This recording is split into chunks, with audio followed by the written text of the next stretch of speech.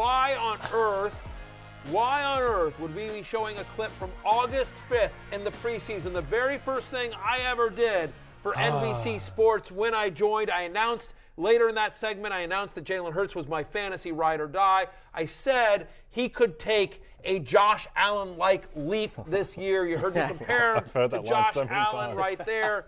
You heard me compare him to Josh Allen. People scoffed at me, Lawrence Jackson. People yelled at me. They said I was crazy. They said, okay, fine, we get that he might be a good fantasy quarterback because of the rushing. But like the idea that he's going to take a Josh Allen-like leap, the fact that you would compare him from Josh Allen year 2 and Jalen Hurts year 2, of course, Josh Allen in his year 3 took the Bills to the AFC Championship game, was the number 1 quarterback in fantasy and obviously in the MVP discussion.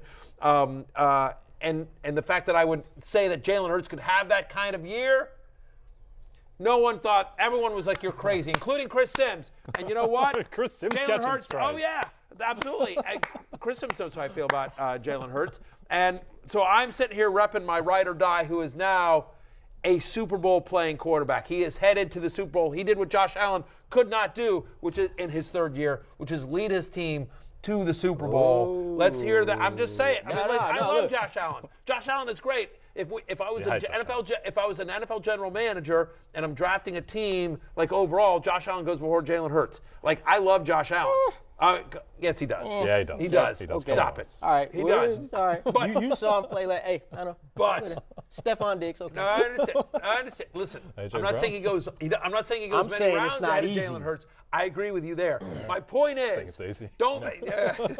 I'm taking. Anyway, Josh Allen is still a one of. He had a bad day at the office. But all I'm saying is, look, God damn it, I'm trying victory lap o'clock. I'm trying to victory lap here, Lawrence. I'm trying to congratulate you. See, look. I didn't. Sir. I congratulate you and everybody else, coming into 2022 who felt like Jalen Hurts could do a little something. And I did not scoff at you when you said this. In fact, I said, welcome to the club. Because, see, back when nobody was reading my tweets back in 2018, I was tweeting at myself in 2018. Right. I got receipts 18, 19, 20, 21. I got all that. I should be wearing that jersey right now, Matthew Berry. Give it up. No, that's not going to happen. It's not going to happen. When like a year from now, when Fantasy Football Happy Hour with Lawrence Jackson is going on, and I'm like, hey, remember Matthew Berry? When I'm like, what happened? And they're doing features, so I'm like, whatever happened to Matthew Berry? Then you take whatever jerseys you want. Yeah. But for right now, no, absolutely not. Get your own jersey. Unbelievable. Anyway, Jalen Hurts is my fantasy ride or die, and he's now headed to the Super Bowl. Thrilled for him. Congratulations. Let's talk about this game. This one was a bummer for me. It's a bummer for America, and it was a good job. America. I'm glad you did a 4-minute victory lap because there's 4 minutes less that we have to talk about 49ers-Eagles. Fair enough. It was just a fake game of football. There's just nothing to read into this, Lawrence, from a 49ers perspective. I mean, Brock Purdy was quarterback in the second half, but they just. Do you think we should do 2 more minutes of me patting myself on the back, or no? Maybe.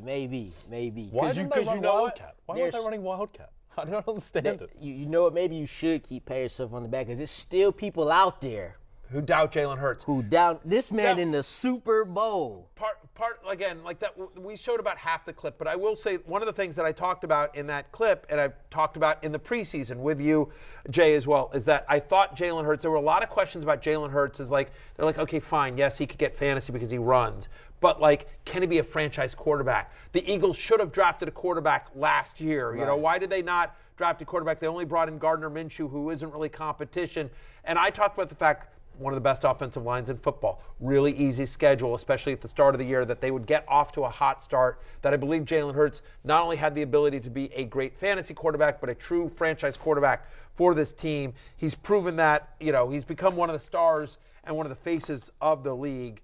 And clearly, as we talked about in the last segment, he's not healthy. He was out there gutting it out against a tough Niners defense. Yeah, I think Look, we were making the joke all season long that we were going to have to wait until the Super Bowl to figure out if Philadelphia are any good because they had the easiest schedule in the league. And now this playoff schedule, they beat the Giants and they beat Christian McCaffrey playing quarterback. And look, I'm being a little facetious. Clearly, the Eagles are very good, but we're going to really understand how good they are. There's people who's really feeling like that. Like they had the lightest road to but the week leading up to the Giants game, it was like, watch out for them Giants. They remind us of Eli and them. But then they punched them in the mouth, right? So now they're back to those sorry little Giants, like in the movie. Now then they get the 49ers. Unfortunately, they lose Brock Purdy early. I don't know if you guys had a score prediction in this game, but I had it 28-17 with Brock Purdy. So that's with no quarterback, 31-7. That's how it would go. I thought the Eagles would win and they would cover. They would cover the 2.5. I didn't actually put out a specific score prediction, but to your point about it's kind of an easy road to the playoffs. I mean, give the Eagles defense credit. And I thought this was so. Shell Capadia on Twitter tweeted this out. These stats are via True Media, which we also use here at NBC Sports. True Media is awesome. But anyway, the Eagles defense get this. They've registered a sack on 11.5% of opponent dropbacks this season. That is the highest rate for any defense in the NFL since the year 2000. The difference, and not only have they been dominant this year and the most dominant of the last 22 years, but think about how dominant they've been this year. The difference between the Eagles and the number 2 team in this stat, the Patriots, is the same as the difference between number 2 and number 29. That's just how massive a gap it is from the Eagles all the way down to number 2 as well. Literally the highest sack rate of any defense since 2000. They're making opponents look bad. They injured 2 quarters, like we talked about the Brock Purdy, but part of the reason why Josh Johnson and Brock Purdy left this game is because the Eagles defense was able to get to him. And that's what we talked about. And we talked about Trent Williams. We talked about this 49ers offensive line and how good it was, and the Eagles did not care. Yep. Just the level of depth on the defensive line is just insane as we look at how much the Niners struggled on offense. It just wasn't a real game on that side of the ball. But the fact that there's Hassan Reddick, there's Josh Sweat, there's Brandon Graham, there's Javon Hargrave, and Dominican Sue, Robert Quinn. Robert Quinn's on this team. We just don't forget about him. He always led the league. He did lead the league in sacks last year behind TJ Watt. Yeah, wait till this guy. It's just insane across the board. But I think, to me, the most material thing that comes out of this game as we look towards the Super Bowl is that Jalen Hurts does not look right. And he was wincing every time that he took hits, and in a way that you don't normally wince. That he doesn't win. He was in a way that I would have winced. Yes, it was like Matthew Berry out there taking hits from Nick Bosa. But no. Those are the kind of wince that, when I'm stuck in a crowded elevator. Yeah, those are the kind of hits that I take that I can't. My soft, doughy body can't take. But yes. So imagine me, same thing. And it seemed like Nick Sirianni was just going to keep calling design run plays when Hurts clearly wasn't right. And my concern would be that there are 2 quarterbacks in the Super Bowl who both have injury concerns, and I think most people are more focused on Mahomes. I'm more worried about Hurts. Fair. 2 more weeks for Mahomes and his ankle. I think he's going to be fine by the Super Bowl. But Hurts, he got injured, 6 weeks ago, and he's still not right? I imagine, I'm just speculating here, but I think there's probably a crack in his shoulder or something. It just doesn't seem right. It doesn't seem right, and the fact is that I know this sounds insane that ankle versus whatever the injury Hurts is, but it feels like it's limiting Hurts more. I feel like you put Patrick Mahomes in a wheelchair, he could still throw 50 yards. Yeah, I'm dead serious. With the arm. Literally, he's got the kind of arm that literally sitting down, he can throw it 50 yards. He literally does not need his feet, whereas Hurts does need his feet. Mobility is a bigger part of his, obviously it's a part of Mahomes' game, but mobility is a bigger part of Hurts' game at the moment than it is Mahomes. I think you're completely right about that. They are going, if the Eagles are going to win this Super Bowl, they are going to have to run the ball effectively, and give them credit, because the Niners' run defense came in here and they were one of the best in the NFL, and they ran all over them. Miles Sanders, 11 for 42, right? Gets the 2 rushing touchdowns. Boston Scott, 6 for 21. Kenneth Gainwell, 14 for 48. They ran effectively with each one of their guys. And it seems in the second half they sort of limited Miles Sanders and kind of went more Gainwell and hole right there. Scott. But that is just an absolutely huge hole on both touchdowns. He's just not touched. If you could see these runs, you see the linebackers holding. That's the effect of a player like Jalen Hurts. They have to wait to see what he's going to do, and that creates those situations. Boston Scott doesn't get touched until he gets to the goal line. We're looking at it saying, like, this is the Niners' run defense. Yeah.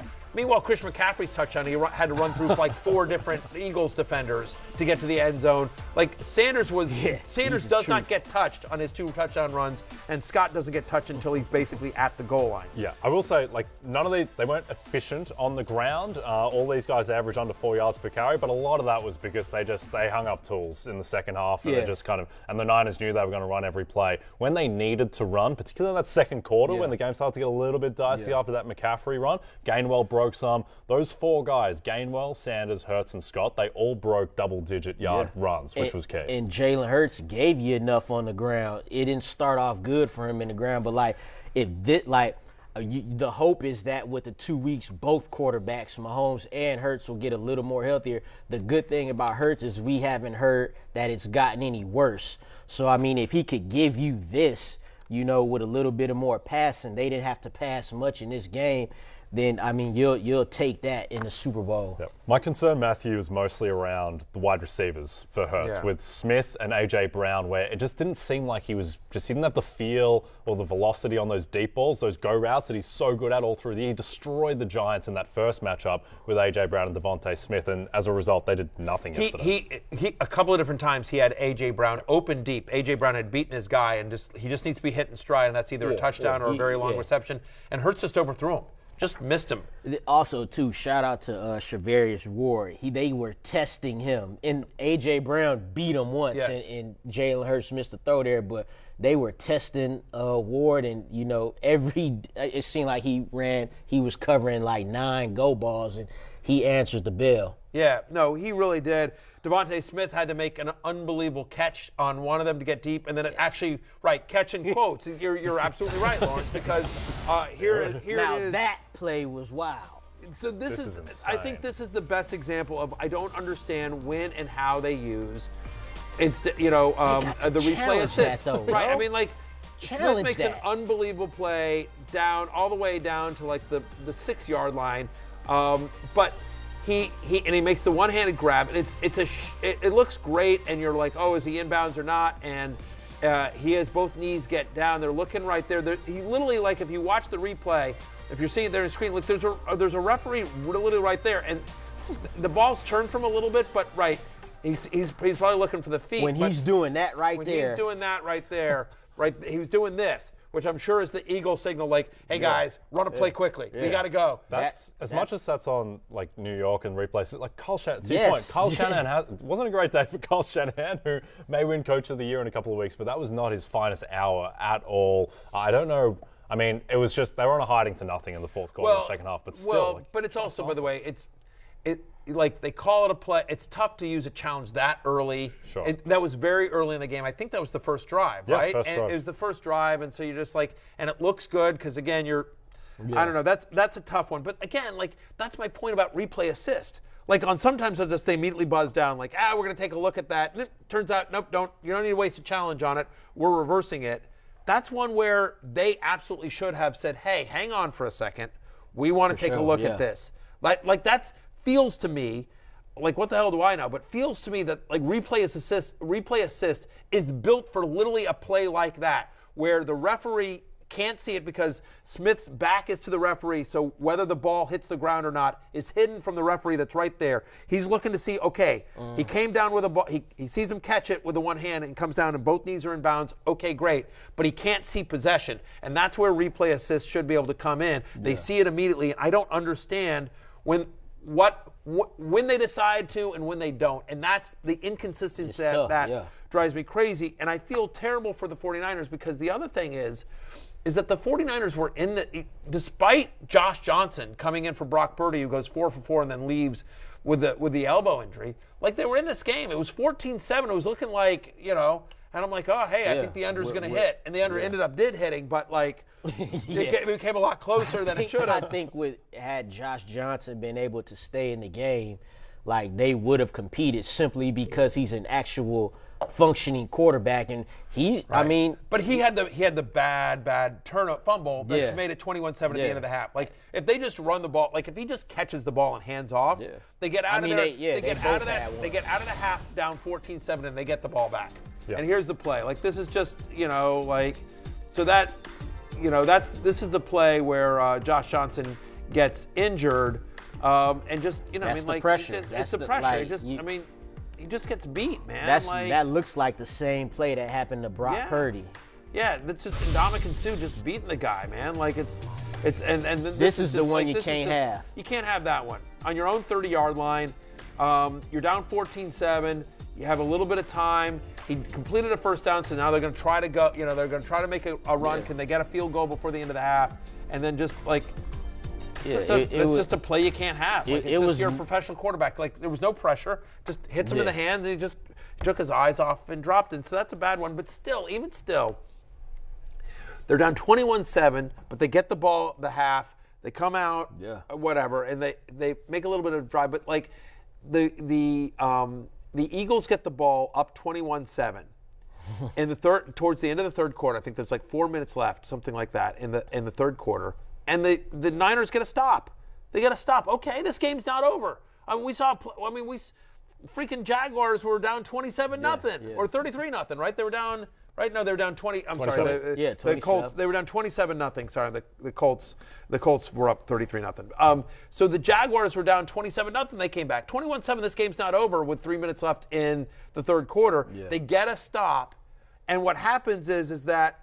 There's a roughing the kicker penalty, which is insane because the guy gets held, the Niners player gets held, and then pushed into the kicker, and it's clearly not like there is contact between the kicker and the defender, but it wasn't egregious. So it should have been running into the kicker, not roughing the kicker. I thought it was going to be running into the kicker. And by the way, so here's the play right here, right? I mean, it just. Like he gets pushed. They'll do a close-up of it here if you can see it. If you can see it, like Jordan Mason just literally gets pushed. He gets pushed by Shell or Still, whatever. Great play by him. No, I mean like it just you know what I mean. Like he gets held and then pushed, and that of course first down and gives them the play. And what are you gonna do? There's nothing to your point to take away from the Niners game. You're down Josh Johnson. Clearly, Brock Purdy couldn't throw. Yep. They would have had him attempt to throw. So now you're like, what do you do? And like, how many jet sweeps can you do when you're down? Christian McCaffrey. I guess, can Christian McCaffrey throw? I don't know.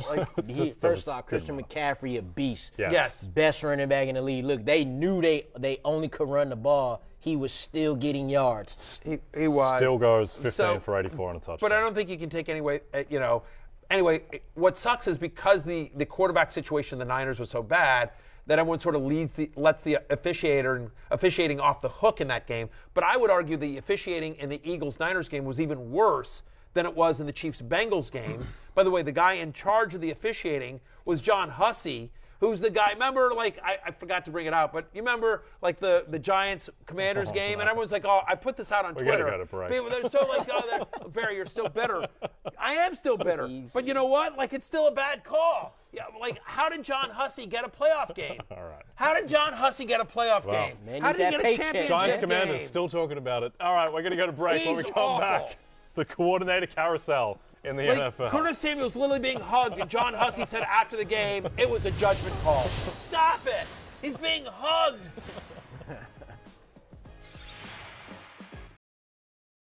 Hi, I'm Mike Tirico, and thanks for watching. Make sure to hit subscribe for the latest news and highlights from NBC Sports.